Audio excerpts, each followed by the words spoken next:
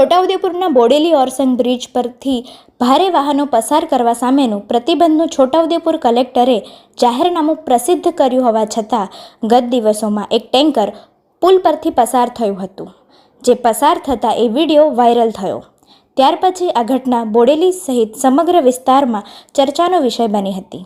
આ અંગે બોડેલી પોલીસ દ્વારા કાર્યવાહી હાથ ધરવામાં આવી અને જાહેરનામા ભંગ કરનાર ટેન્કર ચાલક વિરુદ્ધ FIR નોંધવામાં આવી હતી. અત્રે ઉલ્લેખનીય છે, બોડેલી પોલીસ મથકે નોંધાયેલી ફરિયાદ પ્રમાણે એક લાલ સફેદ વાદળી કલરના પટ્ટાવાળું ટેન્કર ઓરસંગ બ્રિજ ઉપરથી પસાર થતું હતું.